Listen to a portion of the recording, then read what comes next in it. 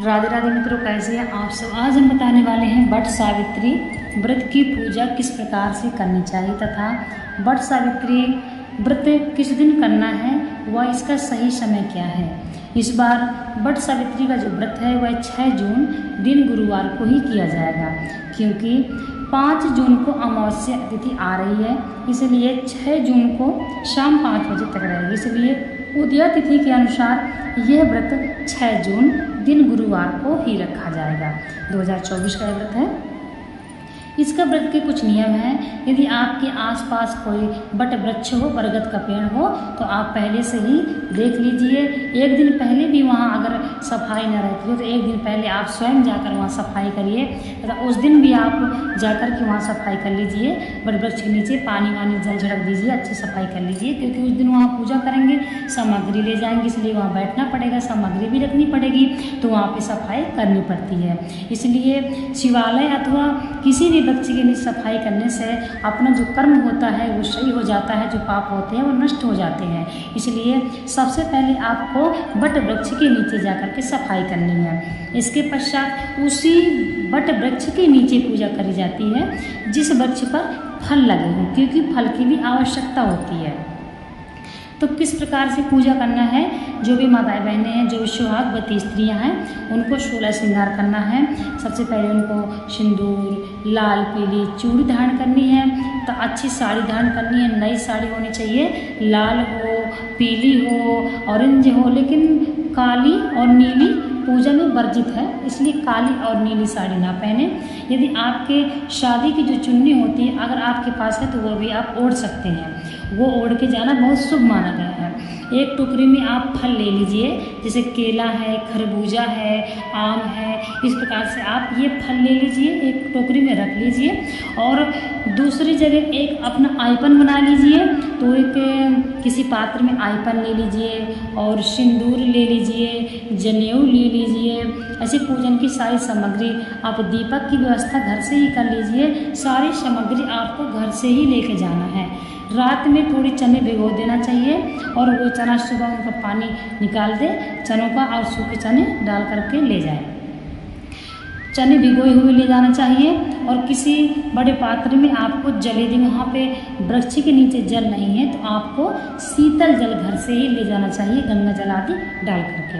पूजन की सारी सामग्री, श्रृंगार का भी जो सारा सामान होता है वह भी मंगा लेना चाहिए। श्रृंगार का सामान जैसे कि चूड़ी है, बिंदी है, सिंदूर है, जो भी 16 श्रृंगार है, वस्त्र है, ये सारा श्रृंगार का सामान ले जाना चाहिए। और वट सावित्री व्रत की कथा की किताब, ये पुस्तक भी आपको ले जाना चाहिए, क्योंकि वहाँ पर वट सावित्री माँ की पूजा होती है, यमराज की पूजा होती है, इसलिए उस जगह पुस्तक भी रखना अनिवार्य है।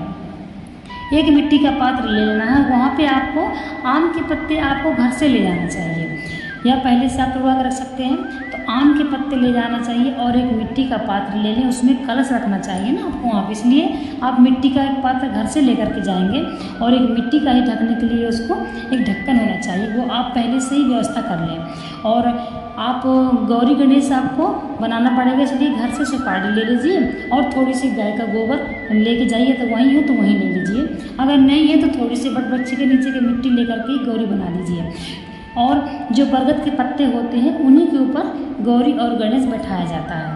और आप अपने घर से भी चाहें तो गणेश और उसकी मूर्ति ले सकते हैं, गौरी की और माँ दुर्गा, ऐसे आप मूर्ति भी ले सकते हैं। तो ब्रह्मा विष्णु और भगवान ब्रह्मा विष्णु महेश का वट वृक्ष में उस दिन वास माना गया है, इसलिए वट वृक्ष की पूजा करना बहुत अनिवार्य होता है।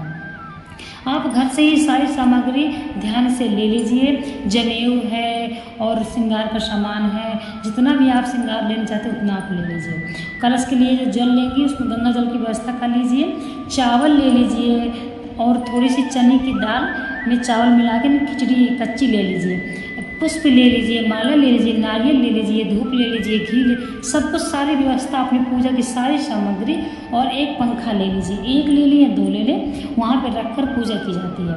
और इस प्रकार से आप वट वृक्ष के नीचे जाएं, वहाँ पे एकदम साफ़ सुथरा पहले से ही रखिएगा, एक दिन पहले कर लीजिएगा।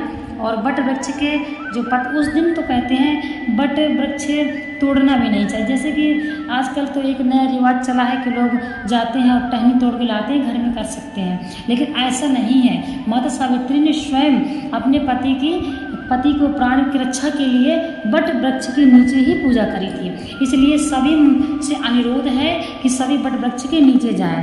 यदि किसी की मजबूरी है, बहुत मजबूरी है और कोई नहीं जा सकता है, कोई बीमार है, कोई परेशानी है, तो आप ऐसा करें कि एक दिन पहले, मान लीजिए जिस दिन ये पूजा होती है वृक्ष की, उस दिन आप उसको तोड़ते हैं, ये गलत बात है। तो उसके एक दिन पहले आप टहनी तोड़ के किसी गमले में स्थापित कर लीजिए और फिर उसकी अगले दिन पूजा कीजिए। इस प्रकार से आपको बट वृक्ष की पूजा करनी है। आप जाइए और अपनी सारी सामग्री वहाँ पर रख लीजिए और सभी एक साथ औरतें जाती हैं, सभी लोग बैठ के पहले एक बड़े पात्र में आपको जल लेना है, उसमें आप कच्चा दूध भी मिला सकते हैं या कुछ मीठा डाल ले और बट वृक्ष के चारों तरफ एक बार घूम के पानी घुमा के छोड़ना है। फिर इसके पश्चात आपको आराम से बैठ जाना है और बट वृक्ष के नीचे जो पत्ते होते हैं या तो आप एक दिन पहले तोड़वा लीजिए, तो उस दिन कुछ जो नीचे गिरे पड़े हैं वो आप उठा लीजिए, उन्हें धो करके साफ कर लीजिए, पवित्र कर लीजिए। इसके पश्चात आप जब पूजा करने बैठे आपके हाथ में एक अंगूठी जरूर होनी चाहिए, या फिर आप रक्षा सूत्र बांध सकते हैं, या तो अंगूठी आप एक सोने की हो आप डाल लीजिए। इसके पश्चात क्या करना है आपको कि आपको कलश रखना है, तो वहाँ पर थोड़ी सी आपको चावल बिछा देना है कलश के नीचे, उसके ऊपर आपको कलश रख देना है। जो भी आप वो कलश वहीं छोड़ा जाता है, इसलिए मिट्टी के कलश लेके जाए और उसमें उस कलश को उसमें स्वास्तिक बना लीजिए, ओम बना दीजिए। इस प्रकार से बनाकर उसमें जल भर दीजिए, गंगा जल उसमें मिला करके जल भर दीजिए और उसमें पहले कलश के अंदर की पूजा होती है तो वरुण भगवान की, तो उसमें आप चावल डालिए, चंदन, सिंदूर, मीठा, सिक्का, सुपारी, दूर्वा, इसलिए सब कुछ उस कलश के अंदर डाल करके और कलश की आप स्थापना कर दीजिए वहाँ पे। फिर एक बट वृक्ष का अच्छा पत्ता साफ करके ले लीजिए और कलश के बगल में दाहिनी तरफ रख करके उसमें गौरी और गणेश को बैठा के स्थापित कर दीजिए। मान लीजिए अगर आपके पास गाय का गोबर है तो गोबर से जरूर बना लीजिए, क्योंकि गाय का गोबर पवित्र माना गया पूजा पाठ के लिए। अगर नहीं है तो आप एक सिक्का और एक सुपारी भी रख सकते हैं, गौरी गणेश के रूप में उनकी पूजा की जाती है। और बट सावित्री के व्रत की जो पुस्तक है वो भी आप वहीं पर रख लीजिए। और फिर इसके पश्चात आपको कलश के बाहर की पूजा करनी है, तो कलश में बाहर चंदन जल का छिड़काव करिए और चंदन लगाइए और सिंदूर लगाइए और इस प्रकार से सारी कलश की जो पूजा है वो करिए। और कलश के ऊपर जो कटोरी आप मिट्टी की उसमें कुछ धान वगैरह भर के उसमें आप दीपक रखेंगे, नारियल भी रख सकते हैं, आप दीपक रख दीजिए और कलश के ऊपर की पूजा करके पान, सुपारी, बतासा, सिक्का, लौंग, इलायची सब कुछ ले जाना है और वो सब कलश के पास अर्पित कर दीजिएगा। इसके पश्चात आपको गौरी गणेश की पूजा करनी है।